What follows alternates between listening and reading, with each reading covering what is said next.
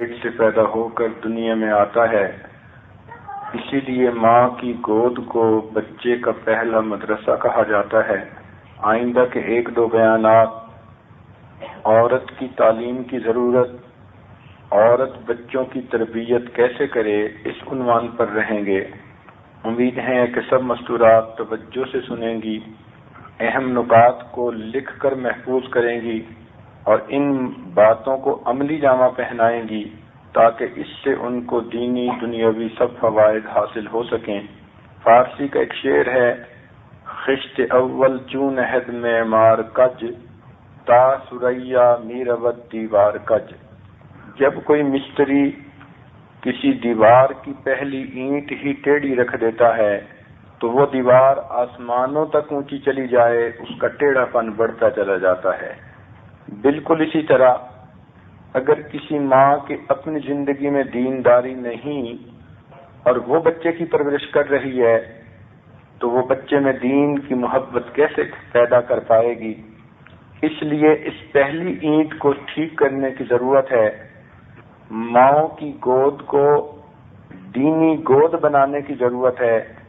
آج بچیاں اپنی عمر کی وجہ سے ماں بن جاتی ہیں، لیکن دینی تعلیم نہ ہونے کی وجہ سے ان کو یہ نہیں پتا ہوتا کہ مجھے کیا کرنا ہے۔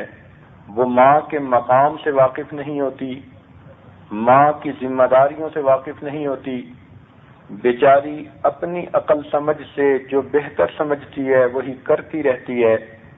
کتنا اچھا ہوتا کہ اس کو دین کی تعلیم ہوتی، قرآن اور حدیث کے علوم اس کے سامنے ہوتے، اللہ والوں کی زندگیوں کے حالات اس کو معلوم ہوتے، قدم قدم پر یہ بچے کو اچھی ہدایات دیتی، نصیحتیں کرتی، دعائیں دیتی۔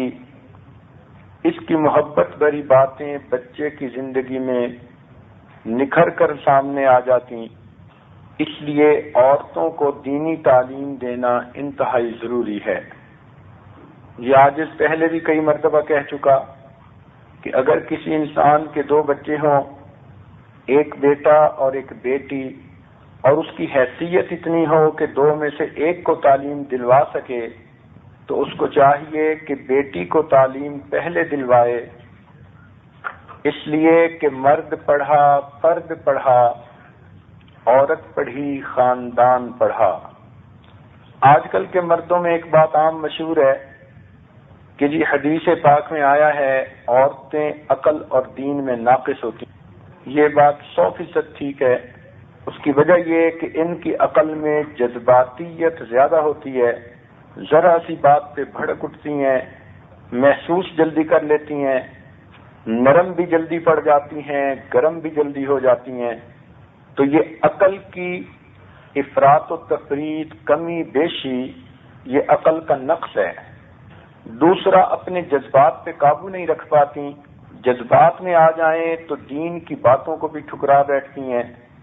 اس لیے فرمایا کہ ان میں عقل اور دین کی کمی ہے۔ ویسے اگر یہ کسی کام کرنے پہ تل جائیں تو ماشاء اللہ کر کے دکھا دیا کرتی ہیں۔ حدیث پاک میں ہے، ما رأیت من ناقصات عقل و دین اذهب للب الرجل الحازم من احداکن، کہ عورتوں کو عقل اور دین کے جیسا ناقص نہیں دیکھا، لیکن یہ ایسی ناقصات ہیں کہ بڑے بڑے عقل مند مردوں کے عقل کو اڑا دیتی ہیں۔ اس لیے یہ بات تجربے میں آئی کہ عورتیں جب کسی چیز کو منوانے پہ تل جائیں، یہ ضد کریں، ہٹ دھرمی کریں، یا خاوند کو پیار محبت کی گولی کھلائیں، خاوند کو مجبور کر کے اپنی بات منوا لیتی ہیں۔ تو جب دنیا کی باتیں یہ منوا لیتی ہیں تو دین کی تعلیم حاصل کرنے کی بات کیوں نہیں منوا سکتی؟ اس میں غلطی مردوں اور عورتوں دونوں کی طرف سے ہے۔ بعض گھروں کے مرد چاہتے ہیں عورتیں دین میں آگے بڑھیں، مگر عورتوں کے دل میں شیطانیت غالب ہوتی ہے، رسم و رواج کی محبت ہوتی ہے، وہ آگے قدم نہیں بڑھاتی اور دین دارانہ زندگی گزارنے پہ آمادہ نہیں ہوتی۔ اور کئی گھروں میں عورتیں دیندار ہوتی ہیں، وہ چاہتی ہیں کہ ہمارے مرد نیک بن جائیں، مردوں کی عقل سے پردے پڑ چکے ہوتے ہیں، وہ سنی انسنی کر دیتے ہیں ان کی باتیں، بیچاری رو رو کے ان کو سمجھاتی ہیں کہ یوں نہ کرو، یہ گناہ نہ کرو، یہ گناہ نہ کرو، مگر یہ توجہ بھی نہیں کرتے۔ تو ایسے مردوں کی وجہ سے گھر کی عورتوں کے دین میں بھی رکاوٹیں آ جاتی ہیں۔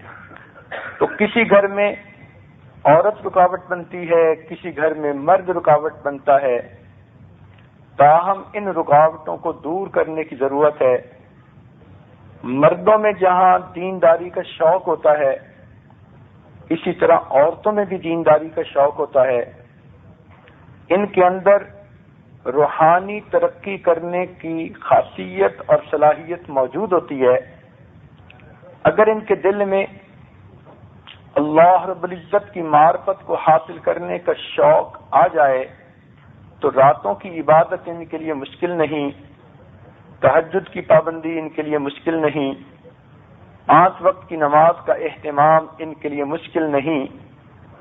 اس عاجز کو ایک مرتبہ واشنگٹن اسٹیٹ میں جانا ہوا۔ ایک نئی مسلمان عورت کچھ سوالات پوچھنے کے لیے آئی۔ پردے کے پیچھے بیٹھ کر اس نے پوچھا کہ میں پہلے یہودن تھی، پھر مسلمان بنی، تو چند سوالات اس نے پوچھے جس کے جوابات اس کو دے دیے۔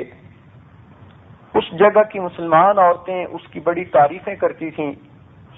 تو باتوں کے دوران ایک عورت نے بتایا کہ یہ نماز کا اتنا اہتمام کرتی ہے کہ اس نے نمازوں کے لیے مستقل علیحدہ خوبصورت پوشاکیں سلوائی ہوئی ہیں، ہر نماز کے لیے وضو کرتی ہے، اچھے کپڑے پہنتی ہے، اس پر اپنی عبا پہنتی ہے جو بہت خوبصورت ہوتی ہے جیسے کسی ملک کی ملکہ ہے، اور وہ پہن کر مصلی پر آ کر ایسے جم کے نماز پڑھتی ہے جیسے ڈوب چکی ہو۔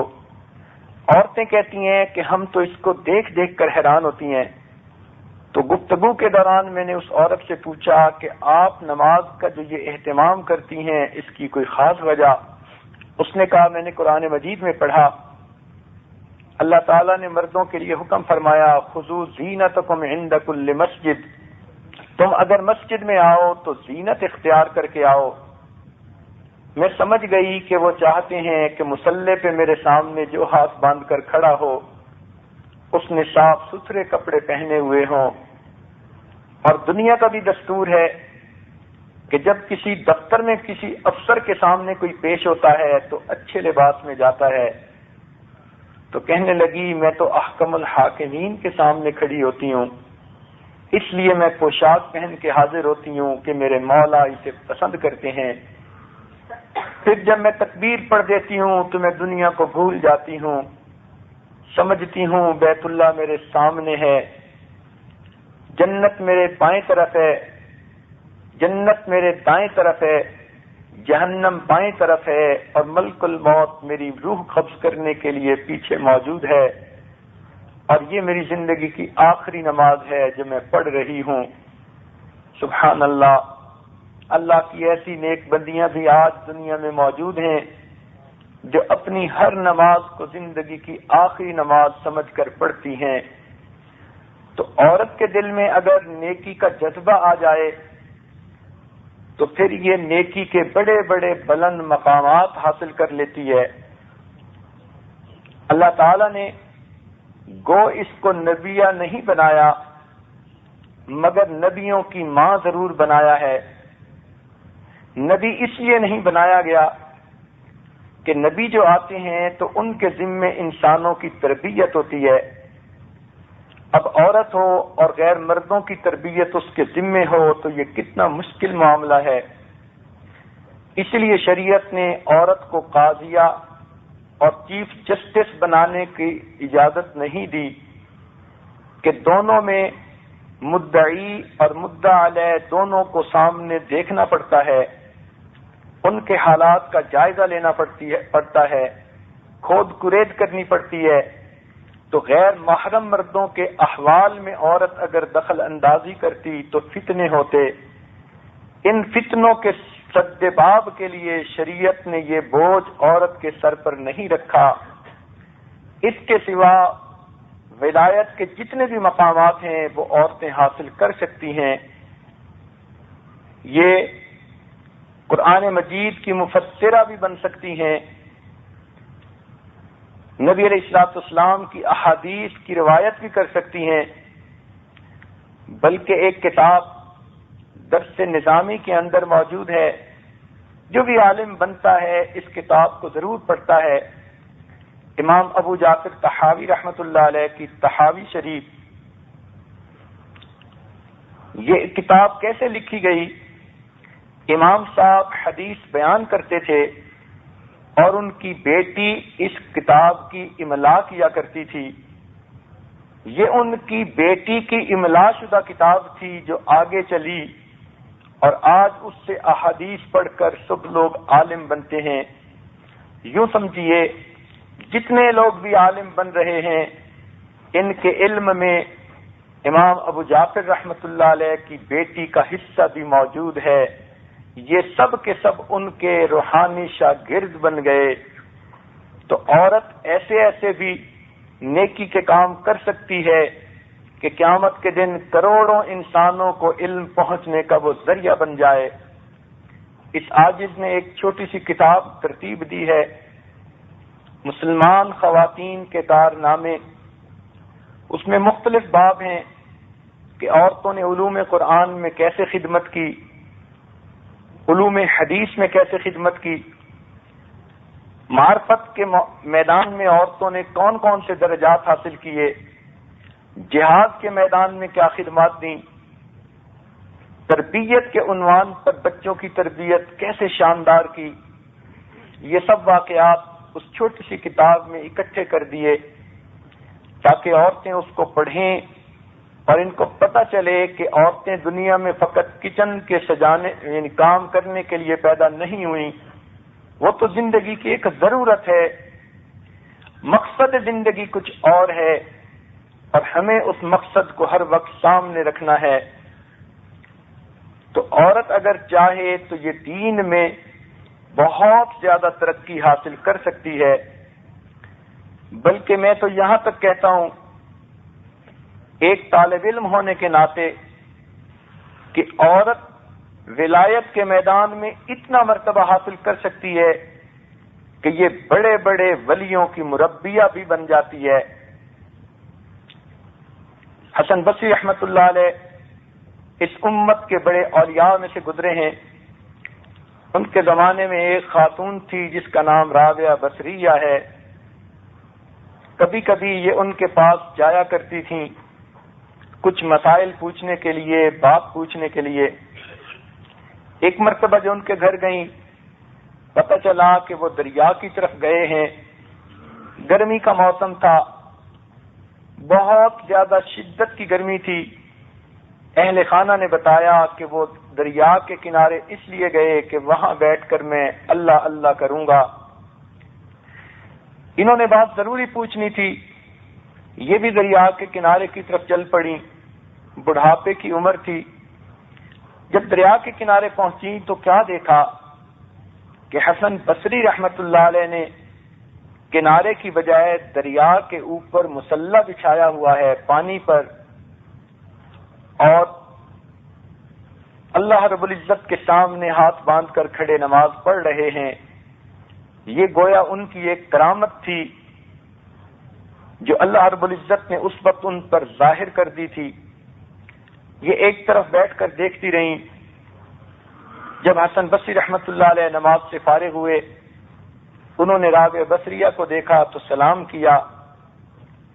رابعہ بصریہ نے انہیں کہا، اگر بہوا روی مگسے باشی، اگر تو ہوا پہ چلتا ہے تو مکھی کی مانند ہے، وبر آب روی خسے باشی، اگر تو پانی پہ تیرتا ہے تو تو تنکے کی مانند ہے، دل بدستار تا کسے باشی، اپنے دل کو قابو میں کر لے تاکہ تو کچھ تو بن جائے۔